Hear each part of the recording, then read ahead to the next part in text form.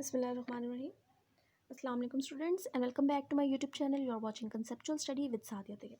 जी बेटा जी chapter number 1 का आज का हमारा लेक्चर नंबर 8 है और आज भी हम लेवल्स ऑफ ऑर्गेनाइजेशन ही स्टडी करेंगे और उसका सब टॉपिक्स जो आज हमने स्टार्ट करना है पॉइंट 5 जो कि है organ and organ system level. Lecture number 6 से हमने टॉपिक स्टार्ट किया था लेवल्स ऑफ ऑर्गेनाइजेशन का। सबसे पहले हमने सब एटॉमिक एंड एटॉमिक लेवल को स्टडी किया।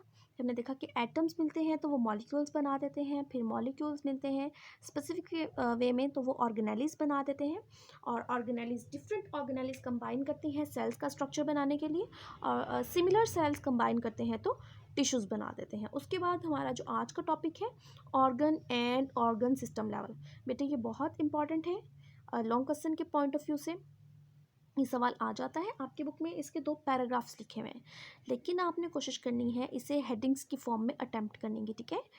तो बेटे स्टार्ट करते हैं। Organ and organ system level में हम पहले ऑर्गन देखेंगे, उसे डिफाइन करेंगे, फिर उसके एग्जाम्पल से उसे डिस्कस करेंगे। इसके बाद फिर हम बिल्कुल वैसे ही ऑर्गन सिस्टम लेवल को पढ़ेंगे, ठीक है, कि ऑर्गन के बाद ऑर्गन सिस्टम लेवल कैसे बनता है, ऑर्गन सिस्टम लेवल के एग्जाम्पल से उसकी एक्सप्लेनेशन देखेंगे। तो ऑर्गन्स क्या है बेटे, हमने जैसे बात की पहले कि सिमिलर सेल्स मिलते हैं तो वो टिश्यूज़ बना देते हैं। यहाँ पर भी कुछ ऐसा ही है कि एक मल्टी सेलुलर ऑर्गेनिजम्स के अंदर, मल्टी सेलुलर बॉडी के अंदर यूनिसेलुलर क्या होते हैं और मल्टी सेलुलर क्या होते हैं ये प्रीवियस लेसन में मैंने आपको बता दिया था।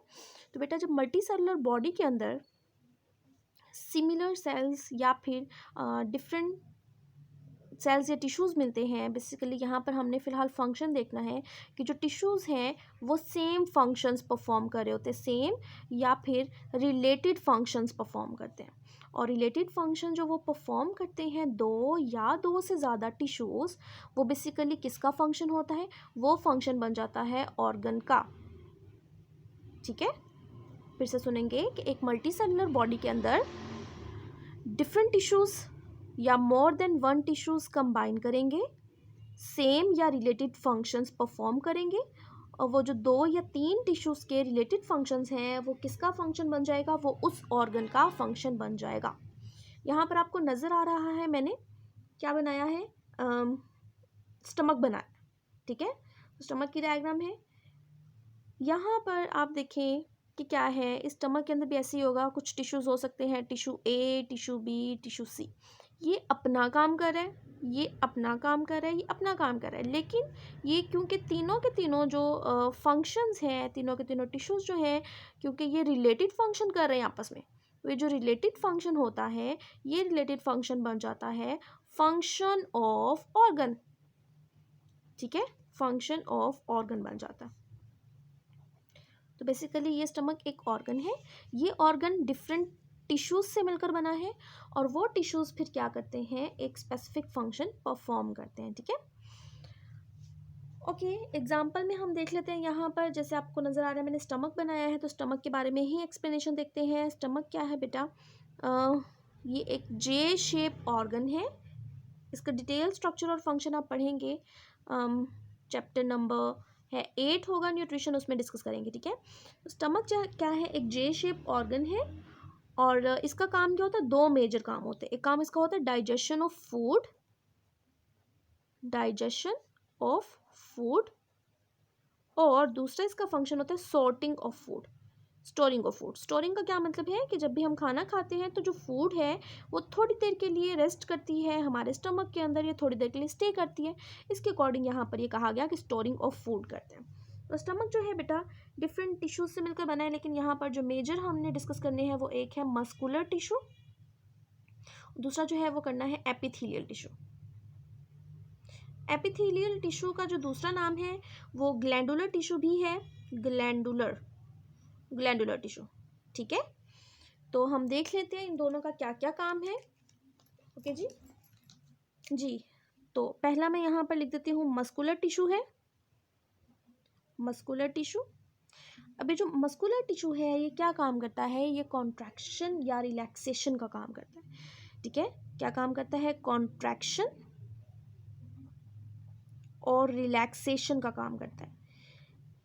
बेटा जी ये जो हमारा स्टमक है ये स्मूथ मसल से मिलकर बना हुआ है, मस्कुलर टिश्यूज से मिलकर बना हुआ है। तो जब भी हम खाना खाते हैं और वो फूड जो है वो स्टमक के अंदर आके स्टोर हो जाती है कुछ देर के लिए, इस फूड को डाइजेस्ट करने के लिए कुछ एंजाइम्स भी इसके ऊपर आके अटैच हो जाते हैं। ठीक है, एंजाइम्स भी आके अटैच हो जाते हैं। तो वो एंजाइम्स, वो एसिड्स जब तक इस फूड को अच्छे से मिक्स नहीं करेंगे, इसके ऊपर अच्छे से अटैच नहीं हो जाएंगे, वो डाइजेस्ट नहीं कर सकते, उस फूड को ब्रेक डाउन नहीं कर पाएंगे। इसके लिए ज़रूरी है इन दोनों की मिक्सिंग के लिए, यानी कि फूड के ऊपर एंजाइम्स की मिक्सिंग के लिए ज़रूरी है कि इनके अंदर जो है कुछ ऐसा प्रोसेस हो, मिक्सिंग अच्छे से हो जाए। तो स्टमक क्या काम करता है, कॉन्ट्रैक्ट होता है, रिलैक्स होता है, जिसके नतीजे में mixing of food with enzyme जो है वो अच्छे से परफॉर्म हो जाता है। नेक्स्ट जो है वो क्या है, एपिथेलियल टिश्यू। एपिथेलियल टिश्यू या फिर ग्लैंडुलर टिश्यू, ग्लैंडुलर का वर्ड जहाँ भी आए आपको पता चल जाना चाहिए कि ये सिक्रीशन की बात हो रही है। तो यहाँ पर सिक्रीशन होगी। सिक्रीशन किसकी होगी, स्टमक के लिए बेटा जो वर्ड यूज़ होता है बायोलॉजिकल टर्म में जो यूज़ होता है उसे गैस्ट्रिक कहते हैं। तो गैस्ट्रिक जूस रिलीज होगा, और इस गैस्ट्रिक जूस के अंदर क्या चीज़ें हो सकती है, मेजर चीज़ जो है यहाँ पर HCl होगा। ठीक है, हाइड्रोक्लोरिक एसिड जो है वो होगा, उसने फूड के डाइजेशन में हेल्प करनी होती है। तो फूड हमने जो खाना खाया वो स्टमक के अंदर पहुंच गई, एंजाइम्स या गैस्ट्रिक जूस रिलीज किया एपिथेलियल टिश्यूज ने, अब एपिथेलियल टिश्यूज ने अपना काम किया। अब इन दोनों की मिक्सिंग का काम कौन करेगा, मस्कुलर टिश्यू इन दोनों की मिक्सिंग का काम कर लेगा। ठीक है, और इनके नतीजे में जो स्टमक का ओवरऑल फंक्शन था, digestion of food, storing of food, वो सारा काम किसने कर दिया है, इन दोनों के कंबाइन फंक्शन ने मिलके स्टमक का फंक्शन बना दिया। ठीक है, तो ये होता है बेटा ऑर्गन और ऑर्गन के एग्जाम्पल। नेक्स्ट हमारे पास है ऑर्गन सिस्टम लेवल। तो ऑर्गन सिस्टम लेवल में क्या है, बिल्कुल वैसे ही जैसे हमने पहले डिस्कस किया है कि डिफरेंट ऑर्गन्स हैं। ठीक है, डिफरेंट ऑर्गन्स हैं, लेकिन वो जो ऑर्गन्स हैं, ऑर्गन ए है, ऑर्गन बी है, ऑर्गन सी है, ये तीनों मिलके क्या कर रहे हैं, रिलेटेड फंक्शन परफॉर्म करें, और वो रिलेटेड फंक्शन जो है वो फंक्शन बन जाता है, सारे फंक्शन मिलके बन जाते हैं एक function of organ system, function of organ system. ठीक हो गया। तो यहाँ पर कैसे हम इसके एक्सप्लेनेशन को देखते हैं, डिस्कस करते हैं। एग्जाम्पल है हमारे सामने, वो क्या है, यहाँ पर देखिए मैंने डायग्राम बनाई है, ये आपको नज़र आ रहा है, इसे कहते हैं फूड पाइप या फिर एसोफेगस इसका नाम है। एसोफेगस का ऐसे कोई फंक्शन नहीं होता, लेकिन एसोफेगस जो है वो फूड को ट्रांसफ़र करता है, माउथ से लेके स्टमक तक पहुँचाने में हेल्प करता है। ठीक है, उसके बाद ये देखिए स्टमक है, तो जब फूड स्टमक में आ जाएगी तो स्टमक का क्या फंक्शन है वो हमने पढ़ लिया। फिर स्टमक के अंदर डाइजेशन होती है कुछ, उसके बाद स्मॉल इंटेस्टाइन है, ये होती है बेटे स्मॉल इंटेस्टाइन है। स्मॉल इंटेस्टाइन के अपने फंक्शन है, ये बहुत ज़्यादा फंक्शन परफॉर्म करती है टुवर्ड्स डाइजेशन। ठीक है, मेजर डाइजेशन होती है स्मॉल इंटेस्टाइन में, और ये है लार्ज इंटेस्टाइन। ठीक है, तो एसोफेगस का अपना काम, स्टमक का अपना काम डाइजेशन का, वो हमने देखा, और स्मॉल इंटेस्टाइन मैंने आपको बताया कि ये अपने मेजर फंक्शन परफॉर्म करती है। मेजर फंक्शन डाइजेशन का स्मॉल इंटेस्टाइन में ही होता है। फिर लार्ज इंटेस्टाइन में रीअब्जॉर्प्शन ऑफ वाटर, वो इसका अपना फंक्शन है। तो रिलेटेड फंक्शन ही परफॉर्म करें ना, सबके सब जो है वो फूड से रिलेटेड, फूड की डाइजेशन या स्टोरिंग या रीअब्जॉर्बिंग वगैरह से रिलेटेड ही काम करें, तो ये सारे फिर मिलकर किसका फंक्शन बन जाएंगे, एक ऑर्गन सिस्टम का। और वो ऑर्गन सिस्टम कौन सा होगा, वो ऑर्गन सिस्टम कहलाएगा डाइजेस्टिव सिस्टम। ठीक है, डाइजेस्टिव सिस्टम बन जाएगा वो। अब जो डाइजेस्टिव सिस्टम है इसके अंदर स्टार्टिंग कहाँ से होती है, सबसे पहले होता है माउथ आ जाता है, माउथ के बाद ओरल कैविटी आती है, ओरल कैविटी के बाद फिर आता है एसोफेगस, एसोफेगस के बाद आपको मैंने बताया स्मॉल इंटेस्टाइन है, सॉरी स्टमक भी आना था, स्टमक, स्मॉल इंटेस्टाइन है। ठीक है, और फिर लार्ज इंटेस्टाइन। अब ये सारे जो हैं ये डाइजेस्टिव सिस्टम से रिलेटेड हैं, लेकिन इसके अलावा ना कुछ और एसोसिएटेड स्ट्रक्चर्स होते हैं जो डाइजेशन में हेल्प करते हैं, हार्मोन्स वगैरह या एंजाइम्स रिलीज करके, जैसे कि पेंक्रियाज है और लीवर है, ये डाइजेशन में हेल्प करते हैं, इन्हें एसोसिएट स्ट्रक्चर्स कह सकते हैं हम। ठीक है, तो बेटा जी अगर आपको ये सवाल आता है आप इसी तरह से लिखेंगे, पहले आप ऑर्गन की हेडिंग देंगे, ऑर्गन की डेफिनेशन लिखेंगे अपनी बुक के अकॉर्डिंग, फिर उससे एग्जाम्पल से एक्सप्लेन करेंगे, फिर ऑर्गन सिस्टम की हेडिंग देंगे, उसकी डेफिनेशन देंगे कि ऑर्गन सिस्टम क्या होता है। मल्टीसेलुलर ऑर्गेनिज्म के अंदर सिमिलर ऑर्गन्स मिलते हैं जो कि सिमिलर फंक्शंस परफॉर्म करते हैं, तो वो फंक्शन बन जाता है उस ऑर्गन सिस्टम का।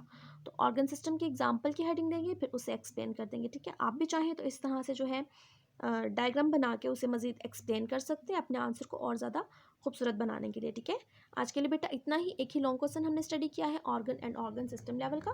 नेक्स्ट इंशाल्लाह कल की वीडियो में हम लेवल्स ऑफ ऑर्गेनाइजेशन को पार्ट 4 में कंप्लीट कर देंगे, जिसमें हम population level, community level, individual level है, स्पीशी के बारे में और बायोस्फीयर लेवल के बारे में पढ़ेंगे। ठीक है इंशाल्लाह। चैनल पे नहीं है तो सब्सक्राइब कर दीजिएगा, लाइक नहीं किया अब तक तो लाइक कर दीजिएगा वीडियो को, और अपने फ्रेंड्स के साथ भी शेयर कर दें। थैंक यू एंड अल्लाह हाफिज़।